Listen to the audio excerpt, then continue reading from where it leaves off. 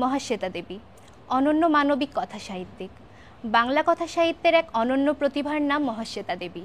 শুধু সাহিত্য সৃষ্টির জন্যই তিনি অনন্য নন, নিপীড়িত মানুষের অধিকার আদায়ে একজন সাহসী ব্যক্তিত্ব হিসেবেও তিনি সমাদৃত।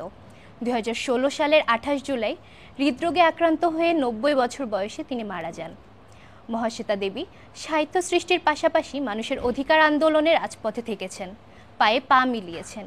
খেটে খাওয়া শোষিত বঞ্চিত সাধারণ মানুষের প্রতি অগাধ মমত্ববোধই সম্ভবত তাকে সাহিত্য সৃষ্টির পথে নিয়ে গেছে। মহাশ্বেতা দেবীর জন্ম 1926 সালের 14 জানুয়ারি অবিভক্ত ভারতের ঢাকার জিন্দাবাহার লেনে মামার বাড়িতে। তার বাবা মনীষ ঘটক একাধারে কবি এবং সাহিত্যিক। তিনি যুবন্যাস্য ছদ্মনামে লিখতেন। মা ধরিত্রী দেবীও ছিলেন একজন লেখিকা ও সমাজকর্মী।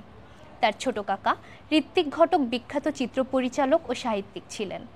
মহাশ্বেতা দেবীর শিক্ষাজীবন শুরু হয়েছিল ঢাকার ইডেন মন্টেসরি স্কুলে।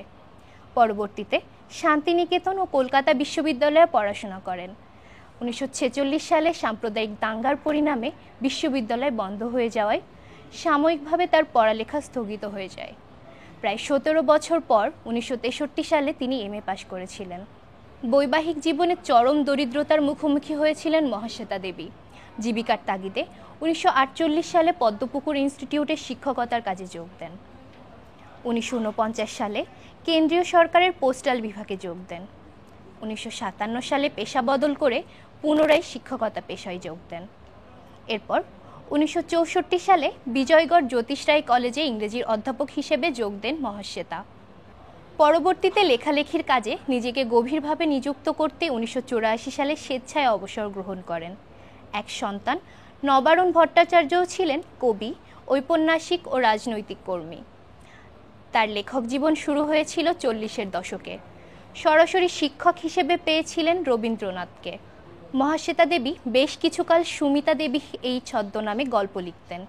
তার প্রথম জীবনী গ্রন্থ ঝাঁসির রানী 1955 সালে দেশ পত্রিকায় ধারাবাহিকভাবে প্রকাশিত হয় এবং 1956 সালে পুস্তকাকারে মুদ্রিত হয়।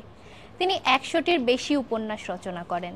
তার প্রথম উপন্যাস নটি প্রকাশিত হয়েছিল 1957 সালে। তার বিখ্যাত উপন্যাস 1084 মা প্রকাশিত হয় 1973 সালে। অরণ্যের অধিকার ও তিতুমির উপন্যাস তার অনন্য সৃষ্টি। মহাশ্বেতা দেবীর বিশাল বৈচিত্র্যময় লেখক জীবনে সৃষ্টি হয়েছে অসংখ্য ছোট গল্প। ছোটদের জন্য কল্পনাধর্মী গ্রন্থ ও কিশোরদের জন্য সৃষ্টি নানা গল্প। তার উপন্যাস নিয়ে নির্মিত হয়েছে বেশ কয়েকটি চলচ্চিত্র।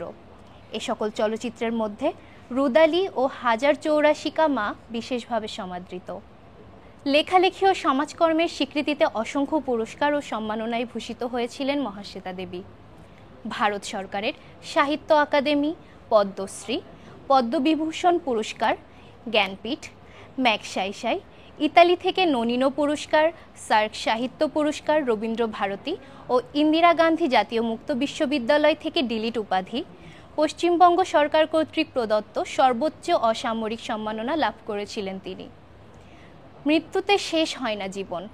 জীবনের সৃষ্টি বেঁচে থাকে কালের সাক্ষী হয়ে, পথ দেখায় প্রজন্ম থেকে প্রজন্মে।